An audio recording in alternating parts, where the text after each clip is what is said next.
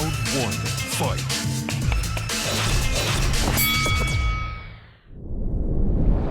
안녕하세요. 박종원의 경제한방입니다.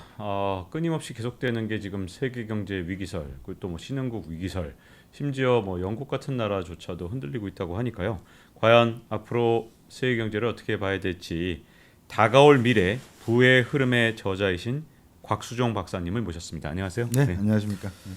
자, 지금 세계 경제 위기설 좀 어떻게 봐야 됩니까? 이거 위기 가능성이 진짜 있는 겁니까? 어떻습니까? 일단은 가능성은 확률적으로 있다고 봐야 되겠죠. 근데 이제 많은 분들이 뭐 이미 세계 경제 위기에 대해서 말씀들을 많이 주셔서 이게 이제 위기로 해석되는 부분도 있고 이게 사람의 장점이라고 하는 게 인류가 과거에 반복된 실수를 되풀이하지 않을 수 있는 또 그런 능력도 있는 게 인류 아니겠습니까? 그래서 지금 현재 위기라고 이야기하는 내년도 경기 침체 과정에서 나타날 개도국 또는 선진국에 있어서 금융사고 이것들을 어떻게 회피해 나갈 수 있겠는가. 이제 방어운전의 시점에 와 있다고 보면 위기의 확률이 높지만 그래도 다른 각도로도 해석될 수 있는 부분이 존재한다. 그래서 너무 위기 쪽에만 좀 비중을 안 두고 두지 않고 해석을 할 수 있는 방법도 한번 고민해 봤으면 하는 생각입니다. 그럼 현재 상황 진단을 좀 부탁드리고 싶은데요. 네. 앞으로 그 가능성 어느 정도 위기 가능성 어느 정도 보시는 건가요? 그 75년 이후에 미국에서 그러니까 연방준비은행이 금리를 올린 경우의 수를 헤아려 보니까 한 7번 올렸더라고요. 7번 피크까지 올렸었는데 그때마다 위기가 난 게 한 6번에서 7번 거의 100% 확률에 가까울 정도. 근데 이제 2008년도 서프라임 모기지 때 금리를 떨어뜨리고 난 다음부터 2015년인가 다시 12월 달부터 금리를 올리기 시작을 했잖아요. 근데 그 당시에는 그 뭐 긴축 발작 이런 표현은 있었습니다만 위기는 없었더라고요. 이번에 이제 금리를 올리는 그런 시점인데 총 9번의 금리 인상기에 사고가 발생한 것은 7번. 그러니까 9분의 7의 확률로 미국 연준이 금리를 피크까지 올리면 사고가 났다. 세계 어느 경제에서든지. 이제 그렇게 놓고 보면 확률 사고는 9분의 7이니까 거의 80% 가까운 거죠. 80%인데 이번에 금리 올리는 속도가 뭐 유례 없는 속도니까 또 75년도에도 비슷하게 올라갔습니다. 네. 그러니까 폴 볼커 미 연준 의장이 79년도에 의장이 되면서 네. 미 금리를 올린 게 거의 20% 가깝게 19%까지 막 급속도로 올리는 과정이 나타났었거든요. 그 당시에 이제 기억나시지만 2차 석유 오일 파동이 나기 바로 직전이었고 여러 가지 경제 여건이 변동 환율 제도로 옮겨가는 그런 또 상황이었고 하다 보니까 이 서플라이 샥에 의한 물가 상승을 금리 인상 아니면 잡을 방법이 없었다 해서 급격히 올린 적이 있습니다. 지금도 올리는 속도가 상당히 빠르지만 이 빠르다고 하는 것이 70년대 중반, 75년도 이후에 미 연준이 급격히 올린 속도와 거의 비견될 수 있는 속도이기 때문에 경험은 한 것 같습니다. 네. 근데 이번의 특징 중에 하나가 위기가 항상 올 때마다 신흥국이나 이런 데서 왔으니까 이번에도 신흥국부터 오겠지라고 했는데 웬걸 영국도 뭐 한번 난리가 났고, 그렇죠. 일본도 뭐 심상치 않다는 얘기가 있고, 뭐 독일도 그렇다 그러고 선진국들도 이번에는 만만치 않은데 네. 어떤 뭐 혹시라도 이제 위기가 이제 9분의 7이나 되는 그 정도라면 위기가 올 때 이번 양상이 혹시 달라지거나 할 게 있을까요? 어떨까요? 7번 중에 선진국에서 난 거는 딱 한 번 있었습니다. 미국 서프라임 위기 때. 네. 그 터졌던 것이고 그 전에는 대개 이제 멕시코나 남미, 대만, 러시아, 아시아, 한국 이런 지역에서 위기가 났었거든요. 이번에 이제 영국에서 리스트러스 총리가 재정 정책의 어떤 미스로 인해 가지고 영국의 위기설이 나왔던 것, 또 지금 일본의 엔화가 150엔까지도 갈 수 있다고 이야기가 나오는 것, 중국의 부동산 개발업과 또 다른 어떤 그 신기술 분야에 있어서 재벌들을 좀 길들이게 하겠다라는 차원, 그리고 무역 봉쇄 조치 이런 것들로 인해서 중국 내부 사정도 단단치 않다라고 하는 이야기, 이런 걸 놓고 봤을 때 이제 선진국이나 또 다른 국가에서 위기설이 나오고 있는 것은 사실인데 이 위기설이 미 서프라임 위기와 같은 형태의 어떤 금융사고냐 아니면 의도된 형태의 각국의 어떤 통화정책, 재정정책의 미스로 인해서 발생된 거냐. 영국 같은 경우에는 브렉시트 이후에 지금 영국 경제가 침체 국면으로 접어들고 있지 않습니까? 이제 그런 과정에서 리스트러스 총리가 잘못된 정책 선택을 했다는 점. 그다음에 미국 같은 경우에는 일본 같은 경우에는 미국과 함께 용인하에 환율 조작을 하고 있는 게 아닌가라는 생각. 그리고 중국 같은 경우에는 지금 뭐 20차 공산당 대회가 끝났지만 뭔가 모르게 내부 사정이 단단치는 않다는 느낌이 드는 것. 이런 상황을 놓고 봤을 때 세계 경제 어디도 미국을 제외하고는 위기 상황이 아니다라고 부정할 수는 없는 것 같습니다. 그러면 이번에는 어떤 나라를 가장 주목해야 될까요? 어느 지역 이라든가. 뭐 음모론적으로 표현하면은 아무래도 타겟팅은 중국이 아니겠나 하는 생각이 들고요. 네. 그 다음에 이제 주변 이제 중국을 치다 보니까 잘못하면 다치는 나라들이 그 주변에 있는 국가들, 뭐 한국도 예외는 아닐 것 같습니다. 우리도 중국과의 어떤 수출 비중이나 금융거래 비중이 상당히 높아져 있는 상황이기 때문에 이런 국가들이 아마 범주 안에 들어가지 않을까 생각이 되네요. 음모론적으로 본다 이렇게 말씀하셨는데 이렇게 미국이 금리를 이렇게 급격하게 올린 데에는 인플레이션을 잡기만 하는 게 아니라 중국을 견제하거나 혹은 경제적으로 어렵게 만들기 위한 목적도 있다 이렇게 보시는 두 가지 측면입니다. 그러니까 2003년도에 사우디아라비아와 오펙 회원국들, 프랑스, 중국이 기축통화를 통화 바스켓 시스템으로 기축통화를 바꿔야 되겠다라고 시도를 했었어요. 그 당시에 미국이 압박을 했을 때 중국이 400억 달러의 서프라임 채권을 영국 런던 금융시장에서 팔아버리거든요. 그러면서 이제 서프라임 위기가 발생되는 하나의 단초를 제공을 하게 되죠. 이번에도 사실상 중국이 뭐 언론에 나오지는 않았습니다만 외신을 통해서 몇 개 나온 것은 중국이 이 주요 채권들, 기업 채권이나 이런 것들을 한 몇백억 달러치 미국 채권을 팔아버렸다라는 이야기가 나오고 있습니다. 더군다나 방금 말씀드렸던 통화 바스켓 이야기가 새롭게 나오고 있고 그 다음에 다 기억하시겠지만 베이징 동계올림픽 때 이미 중국은 CBDC를 실험을 했었고요. 이제 이런 과정 속에서 기축통화적인 위상의 문제 그리고 또 선진 기술과 관련된 글로벌 룰 세팅에 관련된 문제 이런 것들이 중첩되어서 미국에게는 하나의 그 경고등으로 지금 다가오고 있기 때문에 70년대 역사를 보시면 아마 대충 어떤 말씀인지 이해되실 겁니다. 70년대 영국이 쇠퇴를 하고 미국이 부상하는 과정에 이 석유라고 하는 것이 중요한 어떤 산업 자원이 되면서 이 석유 자원을 놓고 소련과 그 당시에 소련과 미국의 어떤 서방 진영 간의 다툼을 놓고 봤을 때의 움직임 이런 것들이 지금은 이 화폐라고 하는 가치 차원에서 새로운 어떤 금융 자산 또는 자본 시장의 질서 차원에서 벌어지고 있는 것이다. 겉으로는 제조업의 싸움처럼 보이지만 실질적인 헤지모니의 싸움은 금융과 신자본주의 시대의 질서를 놓고 싸우는 게 아닌가라는 측면에서 제가 음모론적으로 해석을 하면 말씀드렸습니다. 네, 이렇게 이제 어떻게 보면 예전에는 그래도 한동안 패권 전쟁이 없었기 때문에 그나마 좀 인류 역사에서 좀 안정된 시기가 아니었나 하는 생각 좀 들긴 하는데 이게 뭔가 패권 전쟁이 본격화되면서 점점 더 심각해져가는 상황들이 오는 것 같아요. 그래서 이 패권 전쟁 얘기를 좀 하나씩 풀어갈까 하는데 어쨌든 현재 가장 많은 분들이 관심 있는 우크라이나 전쟁. 또 마침 이 책에 챕터에 있더라고요. 다가올 미래의 부의 흐름에 보면 우크라이나 전쟁 언제까지 계속될까?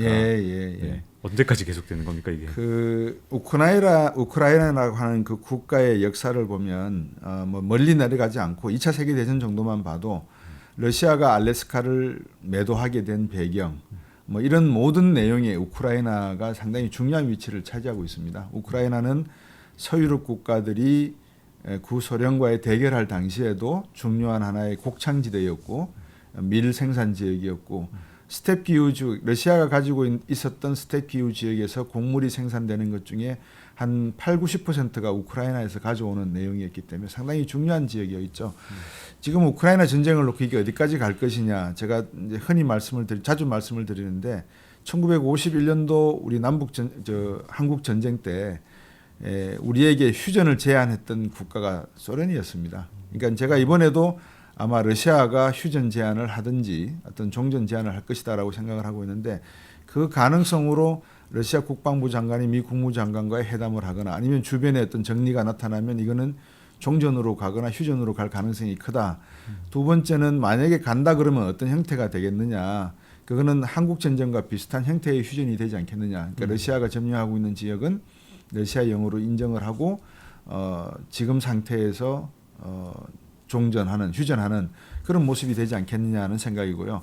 세 번째는 그러기 위해서는 우크라이나도 그 어떤 러시아에게 보여줘야 될 충분 조건이 있는 것 같아요. 그게 뭐냐면 나토에 가입하려고 들지 않겠다 더 이상.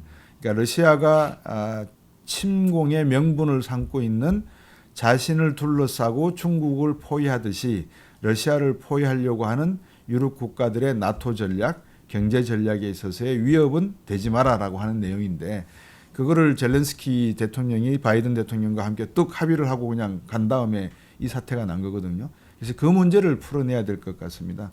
그 문제를 풀어내면 아마 휴전이나 종전 내용으로 갈 수가 있는 것 같은데 우크라이나 사태를 조금 더 긴 역사적 배경으로 놓고 봤을 때도 러시아는 쉽게 우크라이나를 그 역사적인 배경에서도 포기하기는 좀 어려운 국가가 아닌가 하는 생각도 듭니다, 사실은. 근데 잃어버린 영토가 우크라이나한테 있으니까 이게 네. 그냥 단순하게 나토 가입하냐 안 하냐 문제를 넘어서서 우크라이나 국민들이 받아들일 수 없는 부분. 그거는 우크라이나 국민도 그렇지만 이제 슬라브라든지 그러니까 슬레이브 노예라고 하는 개념도 그 슬라브에서 나온 개념이었거든요. 그러니까 러시아의 역사 속에서 그 우크라이나가 차지하고 있는 그 비중이라 그럴까요? 뭐 그런 내용을 봤을 때 명분상으로는 러시아가 우리의 마음의 고향이니까 우크라이나는 포기할 수 없다라고 할 수 있는데 또 우크라이나 국민들은 러시아를 지지하는 일부 국민도 있겠지만 거기에 원래 하나의 뭐라 그럴까요? 또 다른 민족의 발상지고 여기서 또 다른 이슬람 문화권의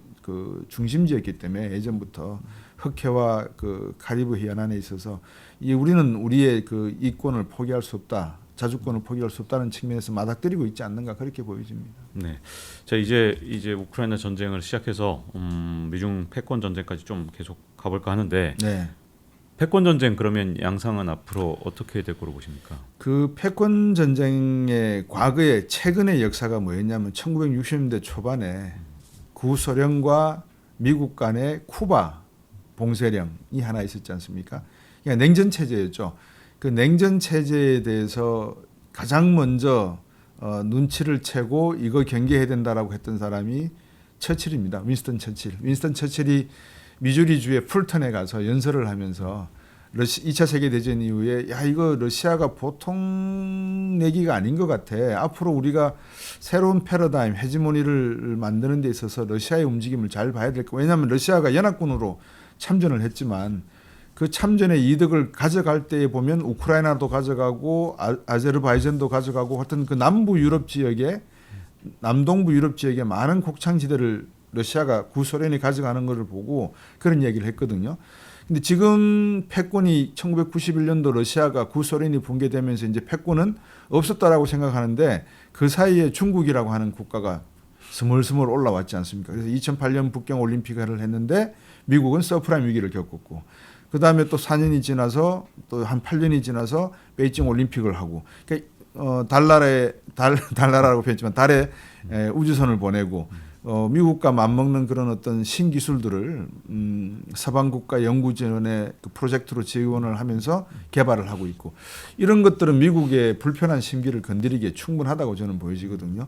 한 14개 국가가 중국을 국경으로 아마 이렇게 하고 있는 걸로 제가 기억을 하는데 미국 입장에서는 이 중국의 부상이라는 게 18, 19세기에 동인도 회사 이후에 나타난 그 아시아 패권에서 상당히 중요한 지역이거든요. 15억이라고 하는 시장에다가 이거를 대체할 수 있는 어떤 기업 수익 구조의 중요한 뭐라 그럴까요? 시장으로서의 역할은 더 나은 게 없지 않겠습니까? 이미 소득 수준이 시진핑이 말하는 샤오캉 시대, 중진국 시대로 접어든 만큼 시장이 상당한 것을 포기하기는 어려울 건데 그렇다고 해서 기술을 막무가내로 막 준다든지 뺏긴다든지 아니면 도둑질 당한다는 것도 용납을 못하겠고 이제 그런 측면에서 딜레마가 존재를 하는데 어쨌든 한 번은 매듭을 짚고 넘어가야 되겠다라고 생각하는 게 미국의 입장이 아닌가 그런 의미에서 신냉전이라고 표현을 하시는 분도 계시더라고요.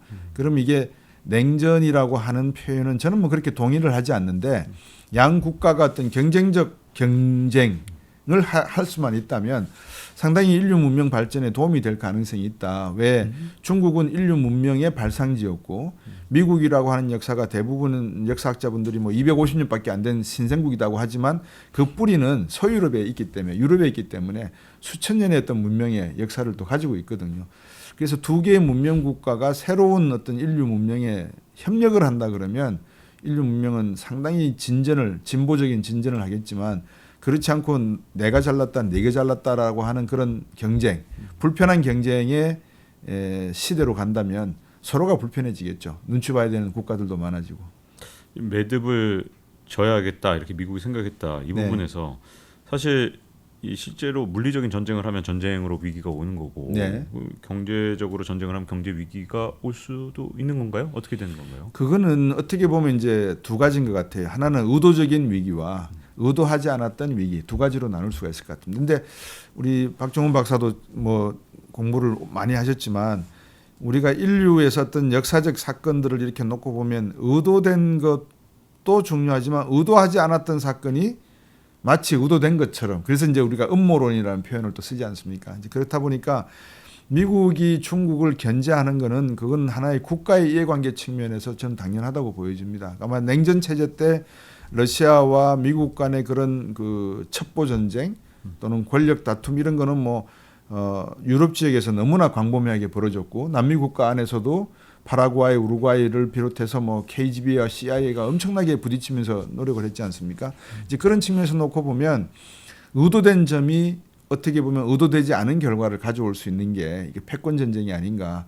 그렇다 그러면 누가 다양한 시나리오를 가지고 있고 누가 역사적 경험이 많은 것인가에 좀 더 많은 그 포인트를 줘야 되지 않을까. 그러니까 진주만 공습을 한 것에서 끝났지만 사실은 미드웨이 해전이 끝날 때까지는 끝난 전쟁이 아니었듯이 의도된 상황이 의도되지 않은 상황으로 반전되는 경우가 인류 역사에 너무나 많기 때문에 의도되지 않았던 내용, 과연 이 사건으로 인해서 미국이 중국을 때리기 위해서 배싱을 하기 위해서 금리를 급격히 올려버리고 나만 잘 되면 돼 하는 식으로 강달러 정책으로 가고 그래서 달러를 흡수해버리고 미국 기업들을 중국에서 이탈시키고 우리 다시 미국으로 와 이런 정책을 한다. 저는 기업가 측면에서는 쉽게 응하기 어려운 그런 요구인 것 같아요. 이윤이 저기 있는데 기업인이라고 하는 건 지옥에서라도 물건을 팔 수 있으면 지옥까지 내려가는 사람들인데 과연 중국을 이탈을 해서 미국에 와서 그런 노동력, 비싼 노동력으로 상품을 만들어서 판매할 시장을 찾을 수 있을까? 상당히 좀 의문이 되는 대목입니다. 이런 어떤 미중 패권 전쟁이 앞으로 진행되는 양상에서 우리가 딱 어떻게 보면 가운데 있다 보니까 네. 뭐 양쪽에 어점에서 이제 안보와 또 경제를 많이 영향을 받고 있잖아요. 그런데 한국 경제 상황을 어떻게 보시나요 지금 현재? 글쎄요, 한국 경제 상황도 뭐 펀더멘털이 좋다라고 하는 말씀들도 하시는 분이 계시고 또 이번에 뭐 레고랜드 사태라든지 흥국생명의 신종 자본 인수 증권 문제도 다루고 있지만 이제 우리도 여러 가지 이제 이런 위기와 같은 경기에 좀 불확실성이 높아지는 상황이 되면 불확실한 부분들이 이제 드러나지 않겠습니까? 근데 이제 그 불확실했던 부분들이 과거에 97년 외환위기 날 때의 경험이 어느 정도 그 반면교사로 되어서 뭐 LTV라든지 DSR 같은 규제로 해서 DSR 규제로 해서 부동시장이 조금은 과거보다는 안정적이긴 하지만 이 가계부채 문제라든지 또 기업부채 문제 이번에 레고랜드 사태가 떵 터지니까 대기업마저도 자본의 유동성 문제를 걱정하는 시점이 오더라고요. 이제 그런 것들이 시민들이나 국가 경제 측면에서 이렇게 봤을 때 한국 경제 과연 안전한가라고 하는 질문을 당연히 던질 수밖에 없다라고 저는 보여집니다. 그러면 이제 정부가 거기에 신속하게 대응을 해서 뭐 50조 플러스 알파를 이야기하고 90조 플러스 알파 90조에 해당하는 5대 시중은행이 지원 가능성을 이야기하고 하는 거는 뭐 나름대로 의미가 있는 정책이지만 더 중요한 거는 이런 발표를 하기 전에 이미 그 레고랜드 사태라든지 흥국생명과 같은 내용들을 우리 박종훈 박사도 기자 생활을 하시지만 기자분들이나 언론에서도 좀 정확하게 내용을 좀 디테일하게 시장의 그 불확실성에 대한 두려움을 회피한다는 측면에서 할 필요도 있다라고 저는 생각이 돼요. 그러니까 예를 들면 흥국생명 같은 경우에 그 흥국손해보험 같은 경우에 돌아오는 어떤 그 옵션, 콜 옵션을 행사하지 않았다라고 해서 이게 큰 문제가 된 것처럼 이야기하는 경우도 있는데 물론 뭐 큰 문제가 될 수도 있겠죠. 근데 이제 그런 내용들이 어떤 배경에서 만들어진 내용인가를 조금 더 전문가적인 시각에서 콜옵션이라고 하는 이 신종 그 자본증권이라고 하는 게 원래는 30년 만기 또는 영구채로 발행되는 것이었고 그렇지만 5년마다 이 콜옵션을 행사하는 게 하나의 관행이었는데 지금 금리가 이렇게 올라가는 상황에서 채권자들과 협의하에 콜옵션을 행사하지 않은 것은 어떤 기업의 이해관계의 측면에서 나았기 때문에 이번에는 콜옵션을 행사하지 않는 걸로 합의한 상태에서 이루어진 내용이다. 따라서 이거는 이런 위험성과 이런 장점이 상존하는 것이기 때문에 시장에서 불확실성으로 볼 필요가 굳이 있을까라는 만약에 조금이라도 워딩이 있었다면 이렇게 큰 문제는 아니었다라고 저는 보여지거든요. 그러니까 모든 국민들이 이제 불안한 또 불확실성이 큰 상황에서 이렇게 툭툭 던지는 멘트들이 가져온 파장들은 상당히 좀 크다고 봅니다. 그게 우리나라 경제가 불안한 측면도 없지 않아 있겠지만 불안하다고 해서 더 불안하게 만들어버리면 일반 서민 경제나 국가 경제 차원에서는 이해관계가 뭐 도움될 게 별로 없을 것 같거든요. 그래서 그렇다고 해서 제가 뭐 모든 것을 감추자, 숨기자 이런 건 절대 아닙니다. 투명한 정부 정책은 나와야 되고 또 자본시장 정책이 워낙 지금 뭐 엄청나게 새로운 용어들이 많이 들으시게 되거든요. 옛날에 못 들으셨던 뭐 RBC 뭐 이런 이야기들이 막 나오고 있으니까 이거는 뭔가 하는 내용들이 이제 국민들에게 좀 더 가까이 다가가는 내용은 이렇게 금융시장은 발전을 많이 했다. 마이크로적으로. 저희들이 앞에서 거시적인 이야기를 했지만 사실은 이 거시적인 이야기는 미시적인 이야기와 상당히 밀접한 관련이 있지 않습니까? 그래서 그런 것들을 앞으로 전문 기자분들이나 또는 저널리스트 분들이 좀 더 상술하게 상세하게 알리는 것도 좀 중요하지 않나 저는 그렇게 생각합니다. 제가 외환위기 때 이제 경제부 기자 생활을 했기 때문에 네. 사실은 이제 이거는 좀 안 좋은 요소인 것 같아요. 이제 새로운 용어를 자꾸 많이 듣게 되면 그렇죠. 그게 위기 신호인 거긴 하니까요. 예전에 네. 워크아웃이라든가 뭐 이런 용어들을 처음 접한 거 저도 경제과를 나왔지만 모르고 있다가 그런 네. 단어를 그러다가 알게 된 건 바로 이런 그렇죠. 경제 위기 과정이거든요. 근데 이제, 네. 보통 그렇지 않습니까? 저희들이 많이 쓰는 단어들은 그만큼 사회과학적으로 실험이 되어서 익숙해졌다는 의미인데 지금 나오는 뭐 레고랜드 사태를 통해서 툭툭 떨어져 나오는 내용들이라든지 전문 용어 같은 것들은 우리나라 자본시장이 그렇게 단단한 자본시장이 아니지 않습니까? 그만큼 외국인들이 놀이터로 사용할 수 있는 좀 취약한 그런 구조를 가지고 있는데 한국은행도 중앙은행으로서의 역할에 문제가 있고 시중은행도 자본 조달에 있어서 외자 조달이 좀 많은 부분이 있고 이제 이런 것들이 다 취약한 결과를 가져올 수 있는 부분이 존재하는데 제도를 외국 제도 선진 제도를 가져와서 새로운 제품을 만들었다. 뭐 서프라임이라는 단어는 없지만 만약에 부동산에 그런 제품들을 가지고 와서 금융 상품을 팔았다. 그러면 이게 역사적인 그런 실험과 결과를 반복하면서 해온 서구 자본주의와 아직 70년 독립 역사 속에서 자본시장이 미천한 우리나라에서의 그 역할은 불확실성은 비교가 안 되게 크죠. 근데 이제 그런 의미에서 놓고 보면 방금 말씀하신 대로 새로운 용어가 나온다 그러면 그만큼 위기의 가능성은 높다. 그거는 이미 역사적으로 증명이 된 거고요. 근데 이제 위기가 오는데 거기에 서로 이제 당황하면은 결국은 피해가 커지니까 그거를 정리할 수 있는 방법도 같이 나오면 어떨까 하는 뭐 제 나름대로의 생각입니다. 예. 네. 자 이렇게 곽수종 박사님과 함께 과연 현재 나오고 있는 위기설 그리고 패권 전쟁 향방까지 종합적으로 알아봤습니다. 자 다음 시간에 뵙도록 하겠습니다. 감사합니다. Round 1, fight.